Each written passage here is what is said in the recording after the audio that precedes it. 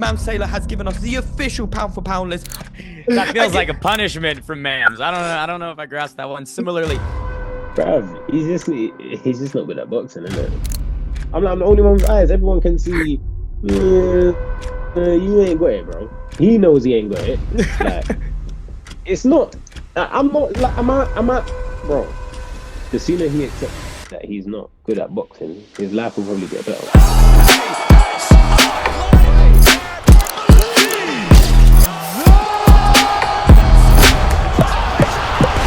hello and welcome back to Misfits News. I'm your host, as always, Ben the Bane Davis, and what a interesting day we have to cover the latest and greatest updates in the world of crossover combat. But before we get to all of that, I got to take it to my co-host, Biel. How are you, sir? Ben, I'm doing great. It's Christmas time. Finally, it's that time of the year. We give presents, we receive presents. I love it. And we're in the festive spirit as always today. And I cannot wait for you guys to see our Christmas guest later this episode. So let me give you a rundown of today's topics. That being, Tommy Fury finally responds to him backing out the Darren Till fight. We get an exclusive Mams Taylor pound for pound list. And we have our Christmas special guest joining us later this episode. I love it. Happy holidays to everybody that celebrates. Can't wait for all of the festivities. But we finally get a public response from Tommy Fury after allegedly pulling out of his main event with Darren Till. Here's what he had to say. Darren had his chance. He's an idiot. And he blew it for his whole family and his whole team, whatever. But that's what happens when you think you're clever, when you're really not. We're going to get a proper opponent, bigger and better fight. Darren Till's at the back of my mind, he's nobody. You'll hear news sooner rather than later, but don't get me wrong, the fans they'll be in store for a treat, put it that way. I think they'll like the next one.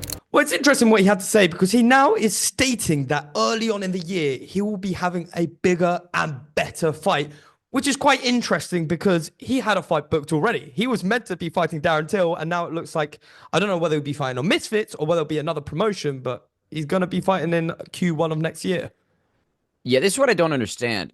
Tommy is talking as if he wasn't literally booked, signed, sealed, dealed to face Darren Till at X Series 20 in Manchester, right? We did a whole press conference. We recorded a number of sit-downs. They did their own face-to-faces.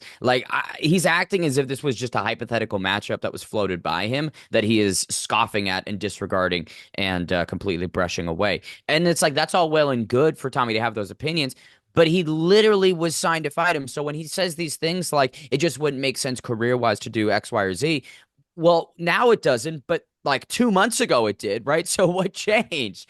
I really can't understand or grasp Tommy's reasonings here. Darren's a big name. Darren's a huge British star, one of the biggest combat sports stars from Liverpool, right? So I don't know. It felt like a fight that made sense, and now Tommy just completely changed tune. So, oh, well, again, I don't care. And honestly, for him to say, I've got bigger, better, I've got these things coming.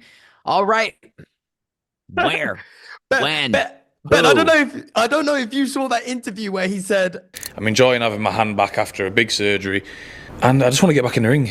that was so insane to me because he had a fight booked. He had a fight booked and he said, it's not right for my career. Okay, let me throw you a couple names then. Viddal Riley just came off on a massive fight in heavyweight as well and now has a really big fight booked in with Isaac Chamberlain. Then we've even got Paul Bambo, who's now the WBA Intercontinental Gold Champion in Cruiserweight. I mean, there's some big options there. Yeah, I don't think Tommy and Paul Bamba would occur, but, well, like you mentioned it, hey, big ups to Paul Bamba. This guy absolutely reinvented himself. What a fantastic 2024 Paul Bamba's had. I would like to see him on Misfits. I'd like to see him on 2025 return because he's earned it, in my opinion. But yeah, back to Tommy Fury. I really don't know what could be next for him. You know, if he wants to be taken seriously as a pro boxer, then he needs to start making those steps, right? He can scoff and ridicule Misfits and influencer boxing, but it's like, dude, you're the one fighting on these cards. You're the one that was booked to headline an influencer boxing card. So you can't really shit on the crossover scene while you yourself, your biggest and best career moments have come against YouTubers on these crossover cards, Tommy. Have a little bit of self-awareness. It's silly. It's silly, and I'm tired of talking about it, Biel. Let's head over to our Christmas exclusive. Mams Taylor has given us the official pound for pound list. I'm going to start off with the men's, then head to the women's. This being this year, KSI is at number 1. Gib is at number 2. AT at number 3. At number 4, we got Salt Pappy. 5, Lil Cray Cray. 6, Jarvis. 7, Dean the Great. 8, Chaser Moore. 9, Le'Veon Bell. And 10, Slim. So that's the men's list. We'll head to the women's list and then analyze this. The women's list is number 1, Julie Pocker. Number 2, Elle Brooke. Number 3, Carla Jade. Number 4, Paige Van Zandt. Number 5, Nikki Rue. Number 6, Killer B. Number 7, Ty Emery. Number 8, Pearl Gonzalez. Number 9, Jenny Savage. Number 10, Barbie. Now, Ben, let's go back to that men's list. What are your thoughts about it? Yeah, Slim all the way at the bottom is pretty insane. That feels like a punishment from Mams. I don't know if I grasped that one. Similarly, Dean's also really low. I don't think Dean should be at 7. I feel like Dean is top 3, top 4. I'm glad to see that Lil Cray Cray is getting some shine, right, as the now undisputed lightweight champion. But 5, I think, is a little bit high. Gib at 2 makes sense. AT at 3 makes sense. Honestly, here's my hot take is I don't know if, and obviously it's Mams Taylor. He's gonna put KSI at 1. I don't know if JJ should be that high. We haven't seen him since October 2023. That was a defeat on the prime card, right? So I feel like, I don't know if I'd have him at 1. I don't know where I'd put him, but I don't know if I'd put KSI at 1 considering the layoff. Well, especially this year. I don't know whether this is encompassing the full year and that activity, because I remember they rank it between star power, the wins, all of that. So for me, if it's this year, I most likely wouldn't have KSI at number 1. I think Gib is at a good place. I think AT, definitely I would put him up as well. Yeah. Salt Pappy as well, especially after those amazing wins coming back. Lil Cray Cray, I agree. I hate to hold on. I don't want to interrupt you. I'm looking at this and it just clicked. Chase Demore is above Le'Veon Bell and fucking Slim Albert. No, he should be at number 1. He should be at number 1. In no world, no, in no world should Chase Demore be above. He should be 10th. I'm sorry, Chase. I love you. I think you should be 10th. He's the goal. I disagree. He's number 1. All right. When I see Zip it up, Biel. Zip it up when you're done. Okay, so yeah, men's list. Let me ask you a question. Yeah. What is the most out of place one on the men's list? Who's the most out of place person in that top 10? For me, either Dean or Slim, in my opinion. I think Dean is pound for pound. This is how we're judging it as well. Dean is one of the best there. I know, obviously, Lil Cray Cray has had a fantastic year. They did take a loss. He took 1 loss, I believe it was. Dean hasn't taken a loss this year, and he comes back with these incredible knockout victories. I mean, no one quite does it like Dean the Great. And when you look at his skill level, again, pound for pound, if he was the same weight as AT, if he was the same weight as Gib, if he was the same weight as some of these other fighters, I do believe he would be higher skilled than them, in my opinion. Well, thank you for defining pound for pound. It's at size parity. Let the skills do the talking, right? So I agree. I think Dean the Great is one of, if not the best, right, on this list, skill-wise. So quite low there. Let's take it over to the women's side of things. So Julie Polk on top, Elle Brooke, number 2, number 3, the lightweight champ, Carla Jade. I don't mind that. I think for me, Jenny Savage is below low. I think Jenny, again, we're talking about pound for pound at size parity. Jenny Savage beats a lot of women on that list. I think that she's very skilled and talented. So I put her probably maybe 5th or 6th. But, I understand, given the loss to Elle Brooke, you can't put her too high. So I get it. Paige Van Zandt at 4, kind of interesting. I would have higher. I think that's the one that stood out to me out of all of them. Paige Van Zandt for me is either number 2 or 3. Obviously, Elle Brooke and her went back and forth in that matchup in Houston, and it was a very close, tight match. So I would either, I maybe would have a 3 just because Elle Brooke's been more active. Yeah, same thing with Killer B. I mean, Killer B is a really well-seasoned martial artist. I think that she is fantastically talented and showed that inside the ring. No disrespect to Nikki Kangaroo, but number 5 for Nikki Rue, I think, is a little bit too high. I think that Nikki should be maybe 7th or 8th on that list, and Killer B should be higher. PVZ should be higher, and I give Jenny Savage a bit of a bump. Barbie at the bottom. That one. Julie Polka. That one surprised me because Barbie is an absolute juggernaut. And I know, again, we have to consider it pound for pound, but she carries power like a lot of these girls don't carry power. She's an absolute juggernaut, and she really poses a threat in the women's division. So I would possibly have her a little bit higher, in my opinion.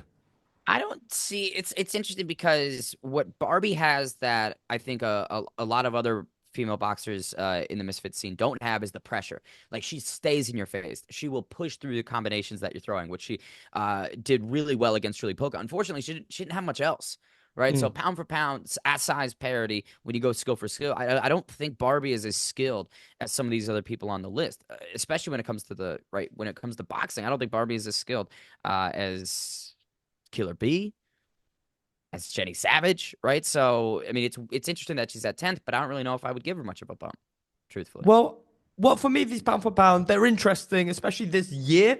But we got to respect it. We've got the Misfits Awards coming up as well. So I'm sure we're going to see a lot of people taking away some awards in January, I believe it is. We are obviously winning the best news outlet, I'm sure, with that 3% vote. Yeah, I was gonna say. I mean, a lot of people are taking awards home. Not us, though. We're not gonna Not win us. anything Not that this night. year. If they, yeah, man, they'll need a couple other categories for us to get a win, I think. Well, before we move on to our next topic, we recently just dropped the capsule collection for the new Misfits clothing range. So make sure to check it out in the description below or scan the QR code on your screen to get access to our newest clothing range. Well, for our special guest this holiday season, somebody that we've been trying to get inside the Misfits news booth for quite some time, recently victorious inside the ring, the other half of Real and Wills, it is the one and only Viddal Riley. Viddal Riley, how are we doing today on Misfits Boxing? I'm good, bro. How are you? How are you? I'm doing well, man. How's life going? How's everything? Yeah, man. I guess I won, innit? So when you win, you feel good. You feel good. There's nothing to be, upset about right now. We just stay focused and work towards the next fight. Talk to me about that win. You had an injury. Now you came back, and it was against someone that was fairly large. Talk to me about what he was like in the ring. I made my heavyweight debut. Didn't know that was gonna happen, but you know what I mean. I made my heavyweight debut. Dan Garber, like a lot of people been, getting onto him online and that. But at the end of the day, he saved the show. That's what people don't understand. They're not looking at it from that perspective. Like for me to get back in the ring, for you guys to get your tweets and excited about my progression, he was needed, and he stepped in last minute. And yeah, like respect to him. I got him out of there because that's my job. I wanted to, I don't know. I just wanted to use the game plan, and then what happened, man. Like I hit him, broke his nose, kept hitting. Referee stepped in, and I was just like, cool, job's done for now. Back on the mission. I think it was implemented perfectly, especially getting him out of there in such fashion. And you talk about heavyweight. Well, Okolie just jumped into heavyweight. You've obviously just done your debut in heavyweight. Is that something you'd do potentially in the future? Nah, man, no heavy. That was an Leave it accident. out. That was a pure accident. I'm not. I have no business at heavyweight. That was just a last minute. This is what we got. This is what we can do, and we need to fight. So just run it. Absolutely. Now let's talk about the moment everyone was talking about after that fight. You faced off in the ring with Isaac Chamberlain, a fight that you've been building up for so long. Can you talk to me finally getting that fight? Well, it sounds like things are progressing anyhow. How does it feel? Yeah, I think it's the fight that people want. At the end of the day, for me, when I first called out Isaac, there was something to gain. Right now, there isn't anything to gain. He has no belts.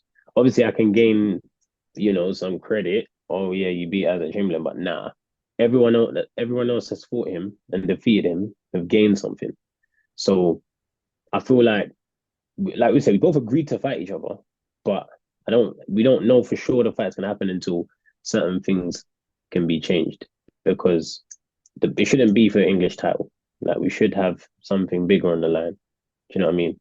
And I just feel like the fight needs to be made as big as possible, because you can see it gains excitement. So what's the point in doing it if we ain't going to do it to the fullest?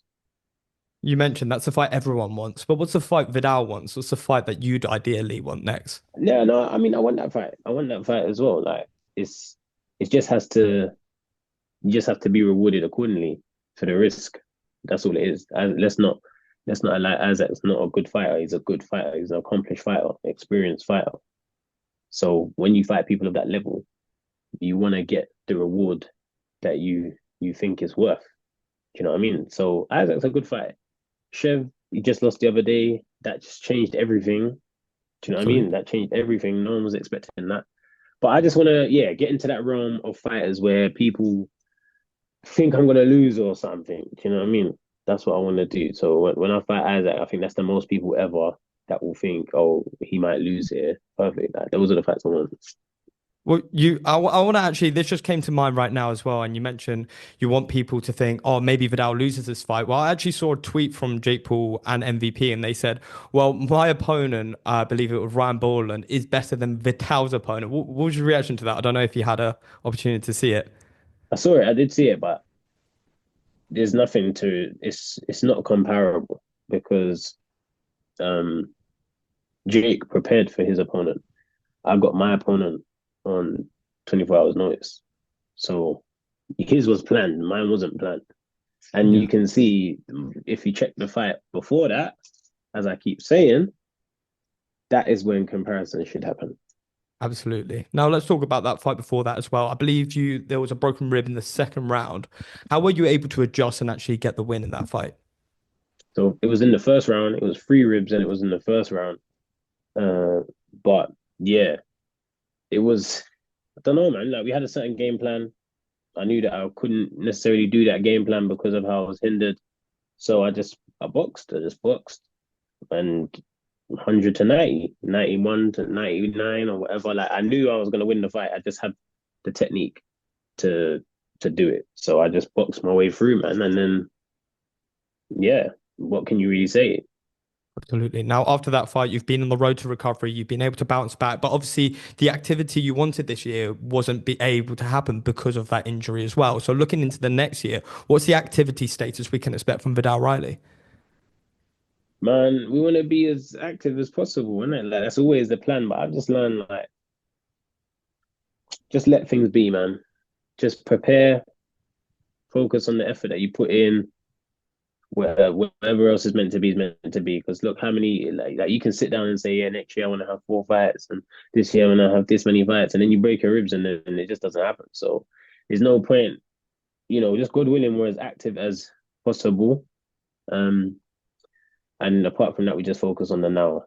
I just want to rewind things back, and it's the last time I want to mention this topic as well, because I actually saw a tweet of yours. If someone mentions me not being a pro boxer at 7-0, or me not being a certain caliber, I'm clocking off the interview. So I'm making sure you don't clock off this one.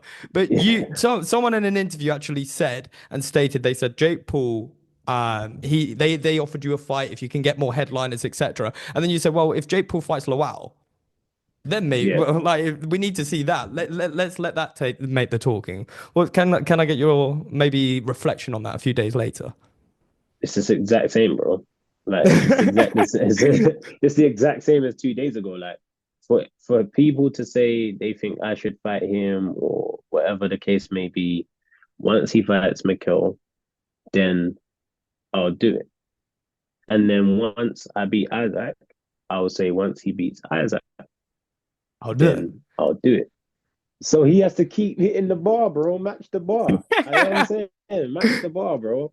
Like, well, when he knocks out Canelo, maybe then we're talking. When that happens, there you go. You know what I'm saying? But like, I don't care about all the following stuff and oh yeah, you won't have a platform as big as this. Like, you can't sell that to me. Like, I don't care. Do you know what I mean? I genuinely don't care, bro. Like, I'll be way more happy to beat Isaac than to fight Jake. You know what I'm saying? Absolutely. It's not satisfying. It's not satisfying. So every time people say you versus Jake or Jake, I'm like, let Jake fight McKill, let Jake fight Anise, let him fight these people. Then cool. And then we can talk.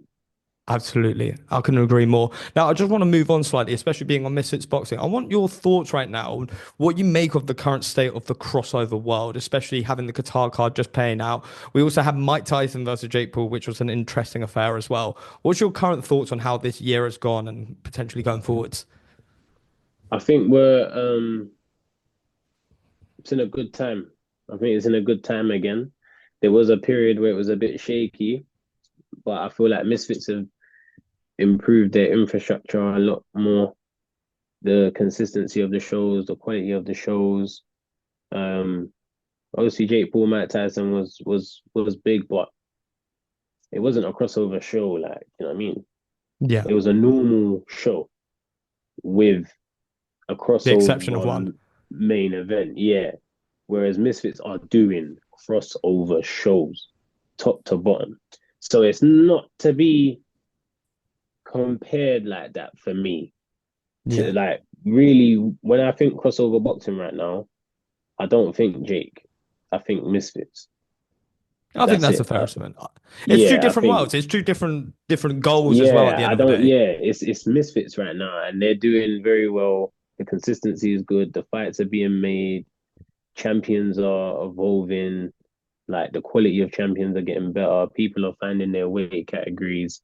You got company men that are stepping in last minute. You got amateur talent. You got OGs. You got everything. To be fair, so I can't lie. Like really big up Misfits fight because it wasn't looking like that maybe a year ago or 8 Well, that's all months thank ago. you to Biel. That's all thank you to Biel. As soon as he stepped in, obviously the level raised. But I want to talk about an OG, that being Gibb. He stepped in, fought Slim, and I think he had a fantastic display there. I want your rating, obviously being in Gibb's corner beforehand. What's your performance rating that night against Slim? 7. 7. Yeah, 7.5. How does he step it up? How does he get that 9 or 10? Could have landed more cleaner punches, and avoided the clinch more. And what do you think Gibb should do next after that fight? I just saw he posted now on Twitter. All of this is just happening as we go in. He wants KSI. Is that what he said? He said he wants a CEO of Misfits. He wants to take out another CEO. And that's not Mams Taylor. I'm guessing that's not Mams Taylor. Yeah, that sounds like Gibb. That sounds like, listen, I'm telling you, once he's got his mind on something, he's a dangerous guy. He's a dangerous guy. But yeah, I think it's just I just don't want to see that fight in it. So I don't know what else for him to do. Like it does make sense for him to do that. I'm not like living in my own world. I understand that Gibb versus KSI makes sense. Like I understand that. But just from a personal standpoint, it's just like I never want to suggest that's what they should do next because I don't want to see them fight. Yeah, no, I wouldn't want to see it, but competitively, I think it could be potentially interesting in the future, especially with the storyline that's brewing, which I don't know whether it's real beef, not real beef. I know Leon was very heated during fight week. That was a whole interview I had to get rid of because it was just it wasn't nice to see family go back and forth. But I want to move on slightly. Though, man. That's what happens with family. Of course. Family don't always get on. Sometimes you gotta argue, sometimes you gotta beef, but you always come back together. That's what family is. That's the important thing. Now, I want to move on to Misfits 20, and the sort of headline I have for you right now is Tommy Fury was scheduled to fight Darren Till. He then pulled out. I mean, Tommy Fury's boxing career is quite interesting in the sense that he said he wants belts. He then doesn't compete for the belts, goes against crossover boxing, and then sort of gets just split decisions. What's sort of your assessment on all of this? Bruh. He's just not good at boxing, isn't it? That's fine though, bro. Like it's not a problem. Like we can't all be good at everything.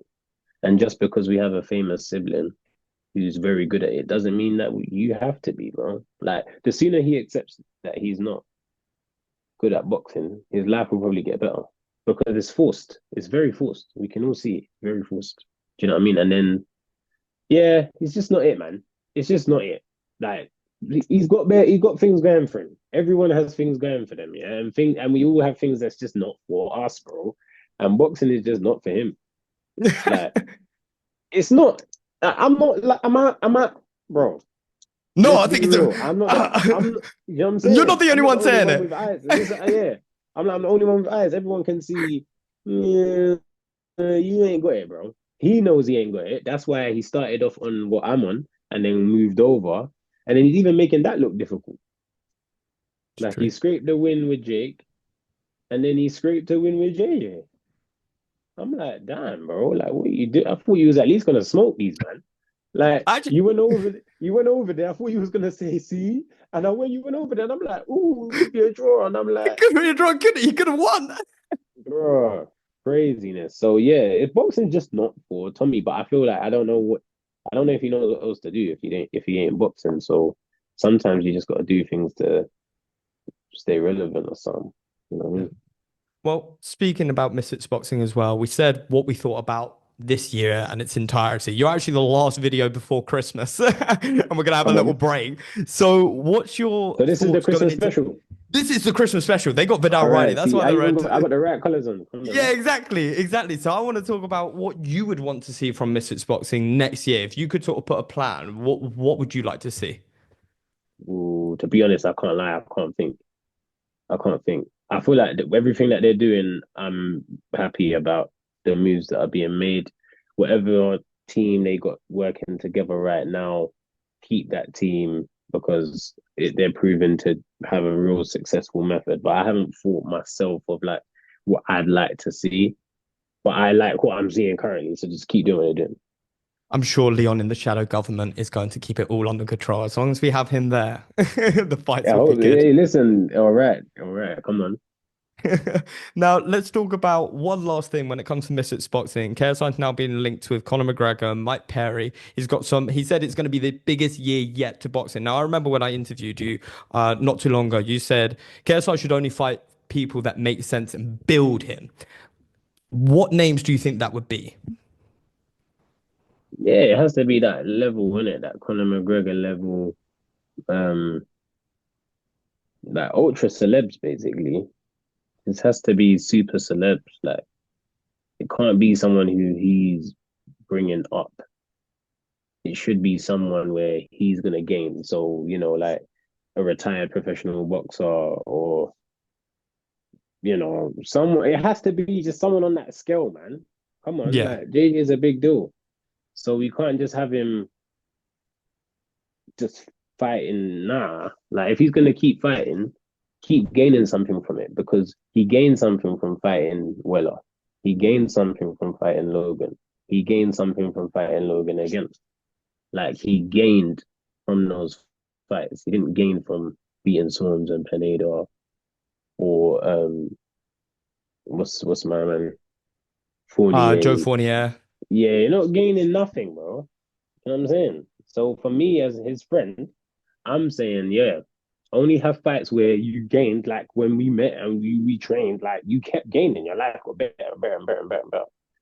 Only fight for that reason. Otherwise, it's not worth it, man. Got too many avenues. Too many avenues to be getting banged in his head.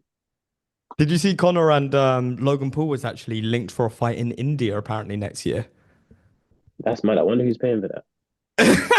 Definitely not me. It's Yeah, definitely no. something to do No, because with whenever a fight is in a location you ain't heard of before, there's been some mad bidder that they just said, bang, we'll do insane. it in India, bro. Yeah. Absolutely. Now, Viddal, so I've only got a couple more questions for you before I let you go. So, Bless. Christmas special being now, Viddal Riley, what's your Christmas list for next year? That being your boxing career, that being the world of boxing, or just anything in general? Um, yeah, I'm gonna put myself on the Christmas list. Definitely wanna, have these big fights that I'm telling you about. I don't want to. It's not good to get caught up on one individual. Things happen, but it needs to just be that level. That's why I keep saying that level rather than people. You know what I mean? Mm. But it just needs to. I definitely want to experience that in the new year, and hopefully, yeah, man. Hopefully, we can get on a Riyadh season card, something like that. That would be good. What fights? Is there any fights that I want to see? What fight would I want to see right now? Apart from Biel headlining, there are not many big fights. Yeah, no. You know what? They're being made these days, isn't it? That's what's happened because of Yeah, Rhea season. Like most of the big fights are being made. You ain't got many to wish exactly. for, as many to wish for anymore. But yeah, man. Oh yeah, I might want to go. Oh no, it's cancelled. I wanted to go to New York and watch Tank Yeah, because in Tank. March, but it's cancelled. Yeah, and it even looks like Tank's retiring next year after his next fight. Yeah, see, yeah, well, that's my Christmas list done then. Christmas, That's your Christmas Christmas list list over. wrapped. That's the Christmas Oh, list from Viddal Riley wrapped.